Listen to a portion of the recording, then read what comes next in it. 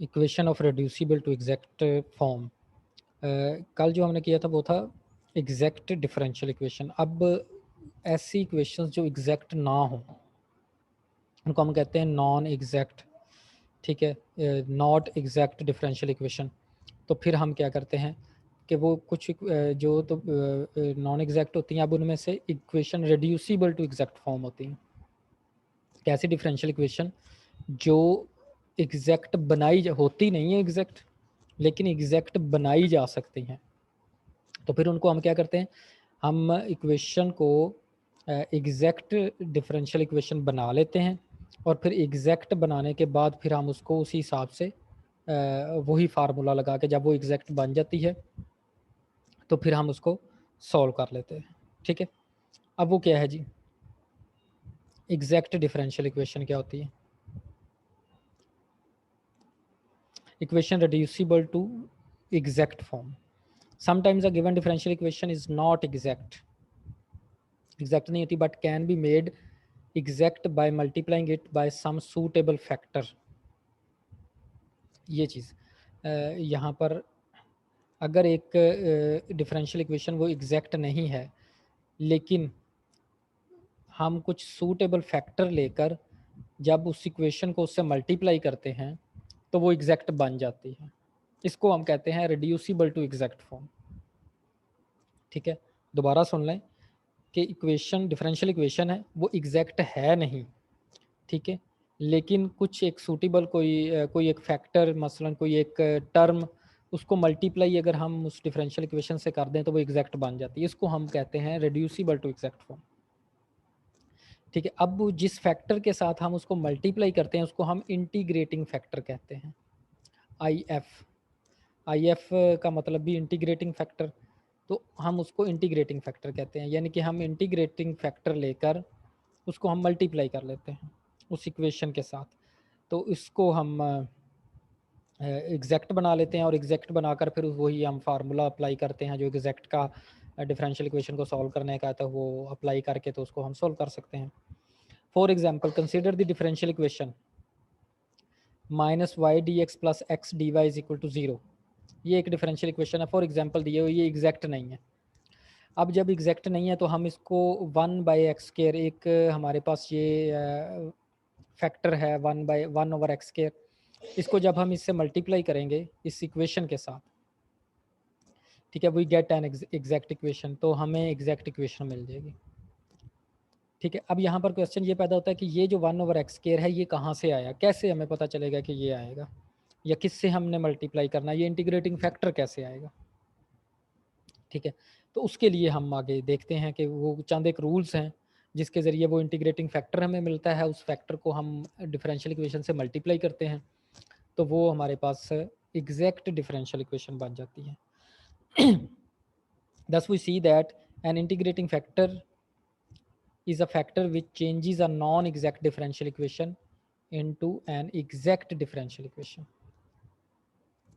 तो integrating factor क्या है कि वो नॉन एग्जैक्ट को एग्जैक्ट डिफरेंशियल इक्वेशन में कन्वर्ट कर देता है। ठीक है, अब हम देखते हैं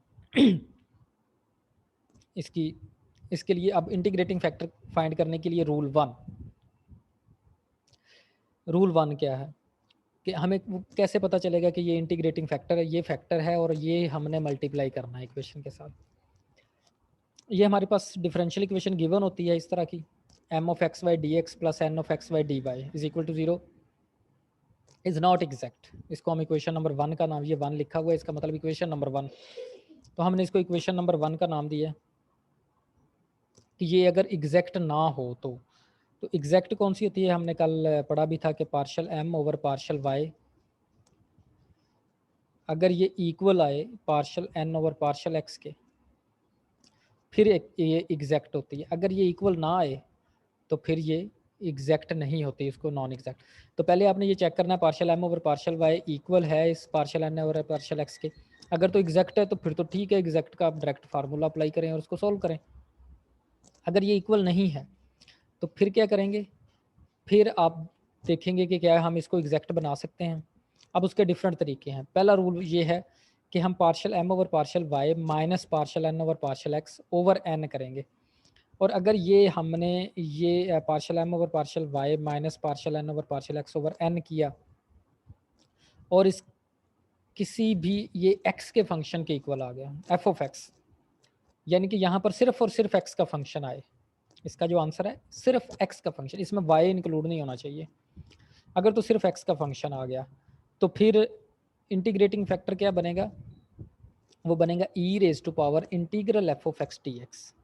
ठीक है, ये फिर इंटीग्रेटिंग फैक्टर बनेगा और इसको हम फिर मल्टीप्लाई करेंगे इस डिफरेंशियल इक्वेशन के साथ और वो एग्जैक्ट बन जाएगी E raise to power integral F of X ये वाला डी एक्स। ठीक है, दोबारा सुन लें कि अगर हमारे पास एक डिफरेंशियल इक्वेशन है, वो एग्जैक्ट नहीं बनी, हमने क्या किया, हमने ये चेक किया, इसका रूल 1 अप्लाई किया, partial M over partial Y minus partial N over partial x over N, और ये एक्स का फंक्शन आ गया, ओनली एक्स, इसमें वाई इंक्लूड नहीं होगा।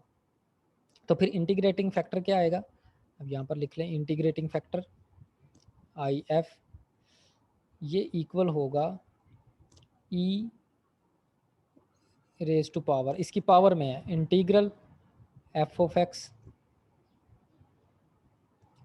D x.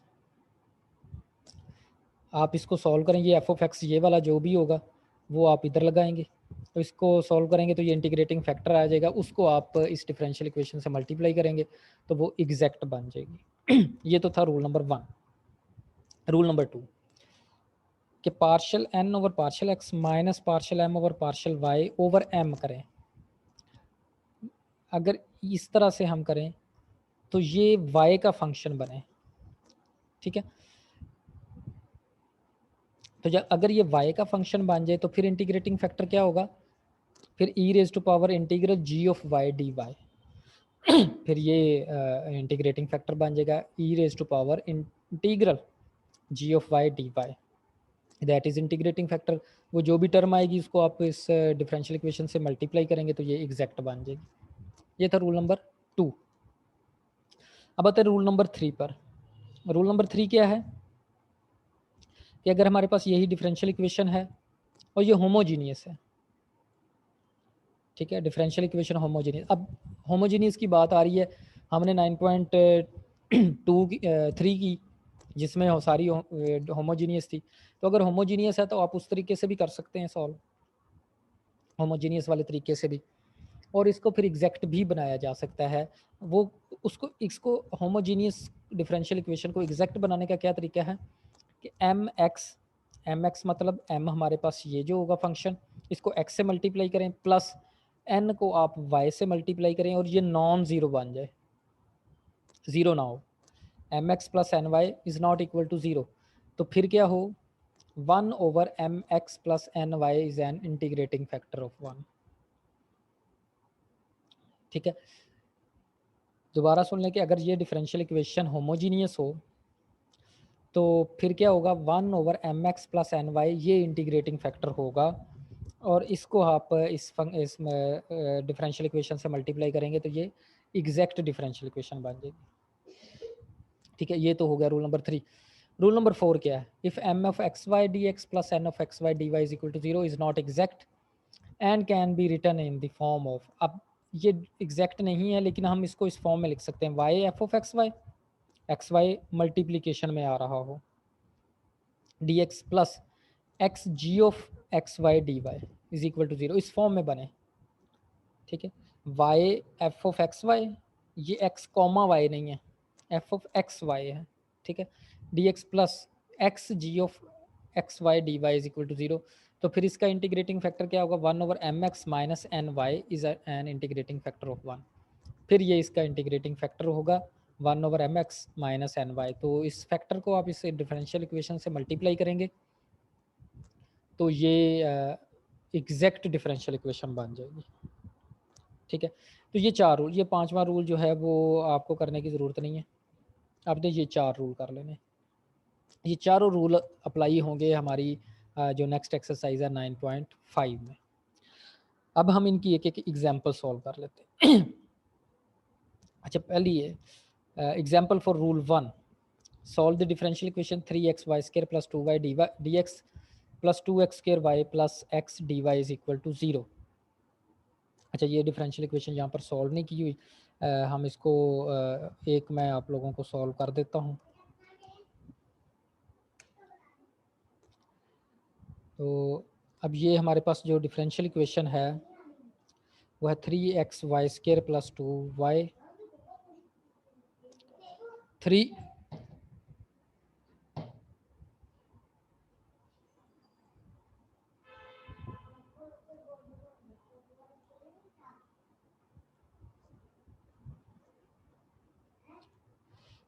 3x y² + 2y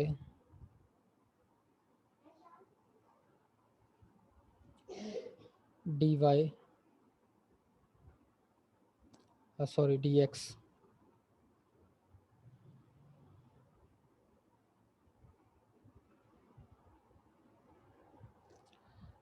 plus 2x² y 2x² y plus x dy is equal to 0। अच्छा, अब ये आपके पास डिफरेंशियल इक्वेशन है। पहले तो देखते हैं ना क्या ये एग्जैक्ट है या नहीं है। तो एम ऑफ एक्स वाई क्या है जी इसमें, या अकेला एम भी आप लिख सकते हैं, एम ऑफ एक्स वाई भी लिख सकते हैं। तो एम ऑफ एक्स वाई आपके पास ये वाली टर्म है,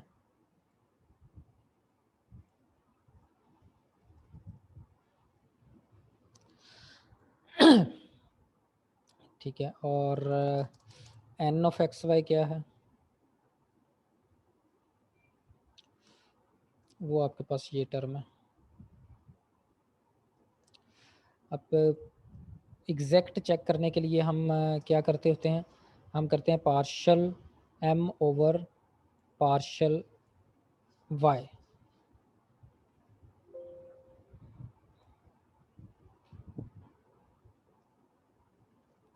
partial M over partial Y. अब ये क्या बनेगा जी, इसका आप पार्शियल डेरिवेटिव लें तो क्या बनेगा 6xy। अब partial N over partial Y ले लें, partial N over partial X sorry. तो ये क्या बनेगा जी 4xy, एक्स के लिहाज से डेरिवेटिव लेना ना, तो 4xy + 1, तो ये इक्वल नहीं है जी, तो लिहाजा ये नॉन एग्जैक्ट है। आप इसको ऐसे लिख लें, नॉन एग्जैक्ट डिफरेंशियल इक्वेशन। अच्छा, अब ये नॉन एग्जैक्ट है, अब ये रिड्यूसिबल टू, अब हम क्या करेंगे, हम वो फार्मूला पहले वाला अप्लाई करेंगे जो आपको पहले नंबर पर बताया था। वो फार्मूला क्या था, partial M over partial Y minus partial N over partial X, partial M over partial Y minus partial N over partial x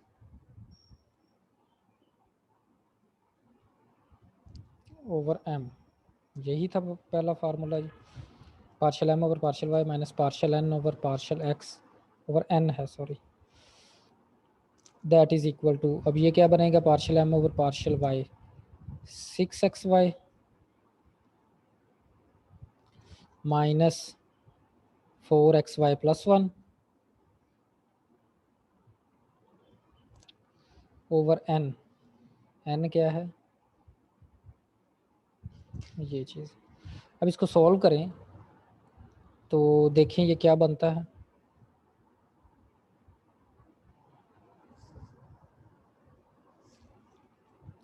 अच्छा जी, अगर आप इसको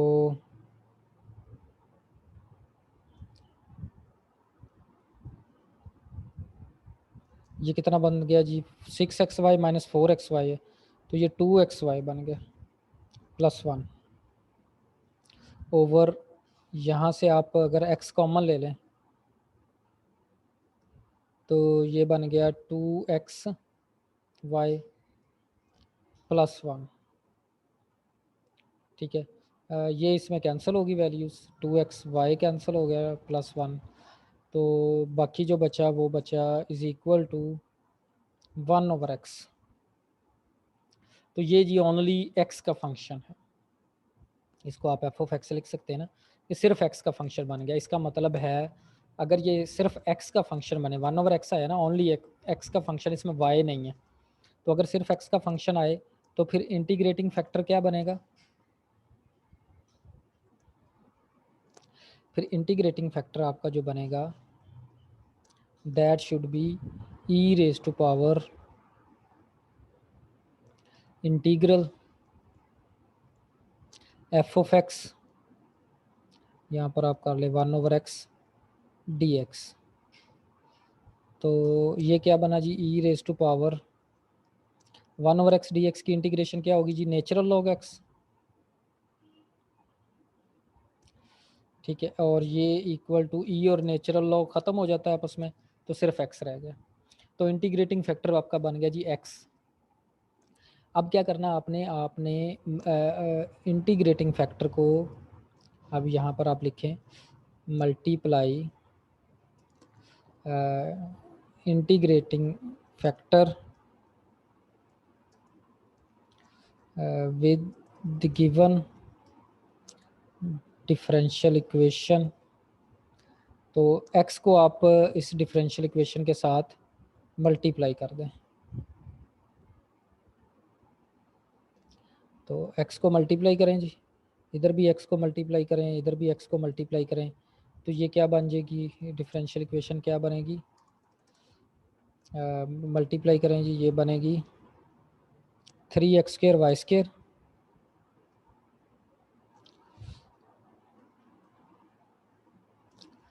प्लस 2xy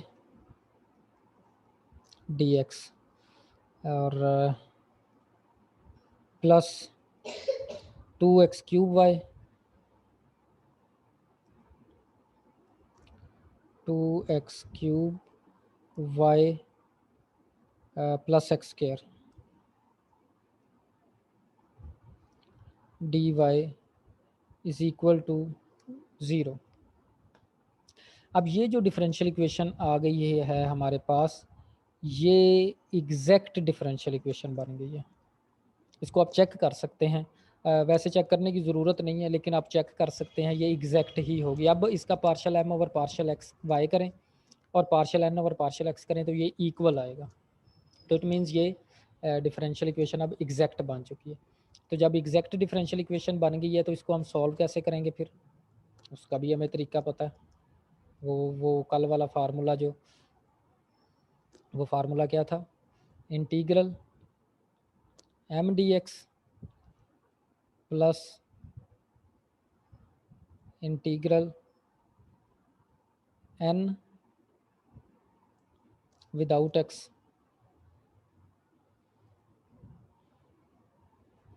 विदाउट x ऐसे ही था।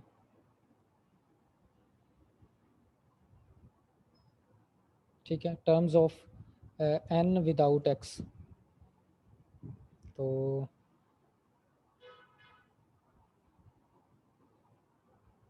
ये dx is equal to c।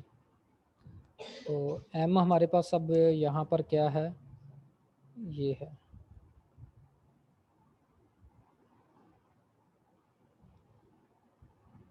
ये बल्कि m dx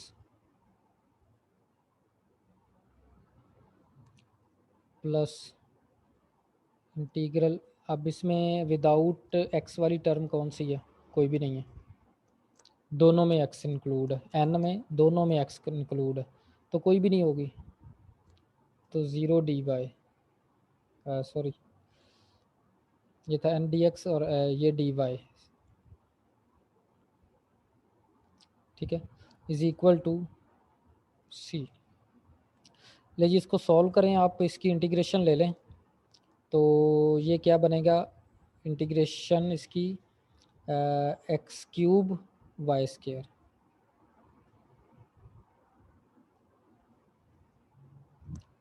plus x² y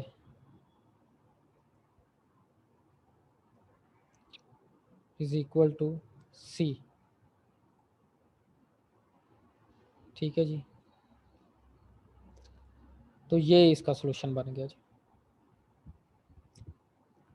ठीक है, अच्छा ये अब दोबारा आए ज़रा उसी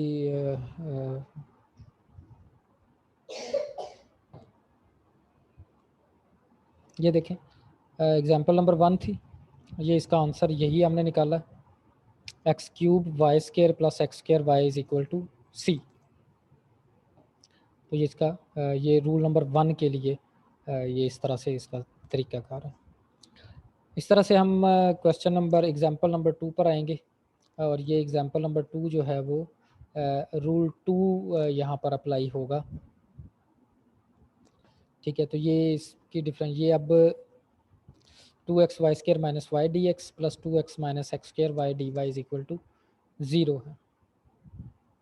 तो इस पर रूल 2 आप लोग अप्लाई करेंगे, तो उससे आप इंटीग्रेटिंग फैक्टर फाइंड आउट कर लेंगे और ये इसको सॉल्व कर लेंगे।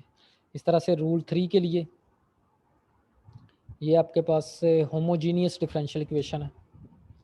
ठीक है, तो जब होमोजीनियस डिफरेंशियल इक्वेशन हो तो फिर जो आपको रूल नंबर 3 बताया है उसके तहत आप इसका इंटीग्रेटिंग फैक्टर फाइंड करके इससे मल्टीप्लाई करेंगे और फिर इसको ये सॉल्व कर लेंगे और ये इसका आंसर आ जाएगा। इस तरह से रूल नंबर 4, ये देखें Y F of x Y बन रहा है और एक्स जी ऑफ वाई बन रहा है, D Y is equal to 0।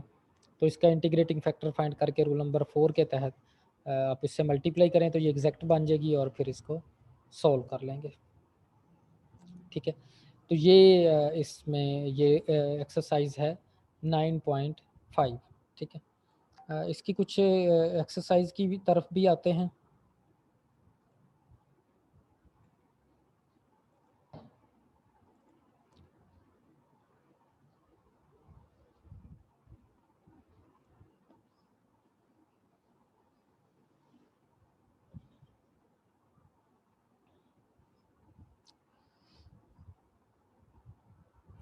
अच्छा, ये यहाँ पर नॉन एग्जैक्ट डिफरेंशियल इक्वेशन है, तो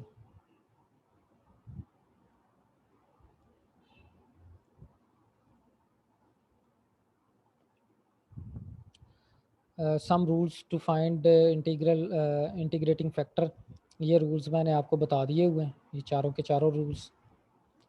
ठीक है, अच्छा ये आप लोग कुछ डायरेक्ट फार्मूलाज हैं, ये आप लोग याद कर रख लें, इनको याद कर लें कि X D Y plus Y D X जो है वो डेरिवेटिव ऑफ एक्स वाई होता है। अब डेरिवेटिव ऑफ एक्स वाई करें ना तो वो क्या बनेगा, प्रोडक्ट रूल इस पर लगाएं तो वो X D Y plus Y D X बनता है।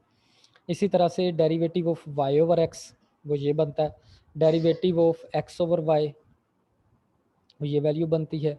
फिर derivative of X square plus Y square over 2, derivative of log of x Y, derivative of tan inverse Y over X, derivative of tan inverse X over Y and derivative of -1 over x y. ये ज़रूरत पड़ेगी आगे exercise में इन फार्मूलों की, कोई ऐसा सच फार्मूले नहीं है। आप इसको सॉल्व करके भी अगर यानी कि आपको डी ऑफ एक्स वाई आ जाता है तो आप डेरिवेटिव उसका निकाल सकते हैं, वो लिख सकते हैं। ठीक है, ये एक याद दहानी के लिए यहाँ पर लिखे हुए हैं, अगर ये आपको याद हो जाए तो बेहतर है। ठीक है, वरना उसके बगैर भी तो काम, बगैर भी काम चल सकता है, वो इतना कोई ज़्यादा इशू नहीं है, इनको ज़बानी याद करने का कोई इतना ज़्यादा मसला नहीं है। ठीक है, वैसे थोड़ा सा इसको समझ लें तो याद रखने की कोई ज़रूरत भी नहीं है, जब भी ये आएगा तो आपको पता चल जाएगा कि ये इसका डेरिवेटिव है, तो उसका डेरिवेटिव निकाल के देख लें क्या यही बनता है, तो वो वेरीफाई हो जाता है फार्मूला। ठीक है ना, एक्सरसाइज की तरफ आते हैं 9.5। अब ये देखें, पहला जो क्वेश्चन है X Y square plus Y D X minus X D Y is equal to 0। अब इसमें देखें हमारे पास m है, X Y square plus Y और n है हमारे पास माइनस एक्स। तो एम वाई फाइंड किया, एन एक्स। अच्छा, इसका मतलब भी partial M over partial M Y लिखा हो ना, वाई सबस्क्रिप्ट में लिखा हुआ है, सबस्क्रिप्ट में वाई लिखा हुआ है, इसका मतलब भी partial M over partial Y है। और ये सबस्क्रिप्ट में एक्स लिखा हुआ है, इसका मतलब है partial N over partial X. तो अगर ये इक्वल नहीं है तो इसका मतलब है ये नॉन एग्जैक्ट डिफरेंशियल इक्वेशन है। तो फर्स्ट रूल अप्लाई कर तो फर्स्ट रूल अप्लाई करने के बाद ये फर्स्ट रूल अप्लाई किया तो ये इक्वेशन बनी है 2xy + 1 और -x। अब ये एफ ऑफ एक्स नहीं बनी यहाँ पर, ये अच्छा ये चीज़ नोट करें, यहाँ पर आपने my - nx/n किया तो यहाँ पर क्या आना चाहिए, ओनली x का फंक्शन आना चाहिए। तो वो x का फंक्शन नहीं आया, इसमें y भी इंक्लूड है। इसका मतलब है ये हम अप्लाई नहीं करेंगे, हम दूसरे रूल पर आ जाएंगे। दूसरा रूल अप्लाई कर लें nx - my/m। जब दूसरा रूल अप्लाई किया तो वो y का फंक्शन आना चाहिए, ओनली y का फंक्शन। तो ये y का फंक्शन आ गया, इसका मतलब है ये ठीक है। ठीक है, तो जब ओनली y का फंक्शन आया तो फिर इंटीग्रेटिंग फैक्टर क्या हुआ, e⁻∫ -2/y dy, और ये आपका बन गया 1/y²। तो आप 1/y² को डिफरेंशियल इक्वेशन से जो गिवन है उससे मल्टीप्लाई करेंगे तो ये एग्जैक्ट डिफरेंशियल इक्वेशन बन गई। अब ये देखो यहाँ पर दोबारा वो my और nx निकाला हुआ है, लेकिन इसकी ज़रूरत नहीं है। ठीक है, अब ये दोबारा डिफरेंशियल इक्वेशन बनाएं तो ये एग्जैक्ट ही होगी। ये चाहे दोबारा उसको चेक कर लें चाहे ना करें। ठीक है, तो आप डायरेक्टली फार्मूला अप्लाई करें और इसका आंसर निकाल लें। क्लियर हो गया। क्वेश्चन नंबर 3, 2 नहीं दिया हुआ इधर, खैर x² + x - y dx + x dy = 0। इस तरह से ये m हो गया, x² + x - y, और n है x के इक्वल, my = -1, nx = 1। तो इसका मतलब है ये नॉन एग्जैक्ट है। अब फर्स्ट रूल अप्लाई किया तो ये x का फंक्शन सिर्फ बन गया, तो इसका मतलब है ये ठीक है, इंटीग्रेटिंग फैक्टर हमारा आ जाएगा वो e⁻∫ -2/x dx। तो इसको सॉल्व किया तो 1/x से मल्टीप्लाई किया और बाकी इसको मज़ीद सॉल्व कर लिया। ठीक है, तो ये आपका नॉन एग्जैक्ट का सलूशन आ गया। इस तरह से क्वेश्चन नंबर 4 है। Question number 4, dy + y - sin x/x dx = 0। अब इसमें देखें m क्या है और n क्या है, ये dx। अब ये देखिए dy पहले लिखा हुआ है, ये dx है। तो dx के साथ जो फंक्शन होता है ना उसको हम m कहते हैं, ये याद रखना, चाहे वो लिखा बाद में ही हो। dx के साथ जो फंक्शन लिखा होगा वो m होगा, और जी dy के साथ फंक्शन लिखा होगा वो n होगा। ठीक है ना, चाहे वो बाद में लिखा हो चाहे पहले लिखा हो, इट डजेंट मैटर। तो बाकी वही फर्स्ट रूल अप्लाई करें इस पर। तो अगर आप फर्स्ट रूल अप्लाई करेंगे तो अगर x का फंक्शन आ जाता तो ठीक है, नहीं तो सेकंड रूल अप्लाई कर दें। ठीक है, तो दोनों में से कोई ना कोई रूल अप्लाई हो जाएगा। अगर होमोजीनियस है तो फिर थर्ड रूल अप्लाई कर दें। ठीक है, और अगर वो x(f(x)(y) + x(g(x)(y) बनती है रकम, वो फोर्थ रूल वाला जो कंडीशन है वो अप्लाई होती है तो वो रूल अप्लाई कर दें। अब ये आपको देखना पड़ेगा कि कौन सा रूल हम यहाँ पर अप्लाई कर सकते हैं, तो वही रूल अप्लाई करके आप इसको सॉल्व कर सकते हैं। ठीक है, तो ये सारे इसी तरह से ये आपके क्वेश्चन हो जाएंगे 9.5 के। ठीक है,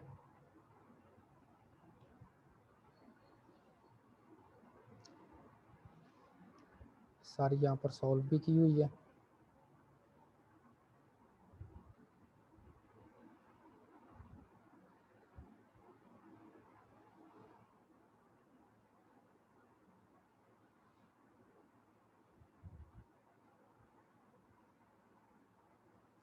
ये सारी एक्सरसाइज यहाँ पर सॉल्व की हुई है। तो आप लोग ये करें।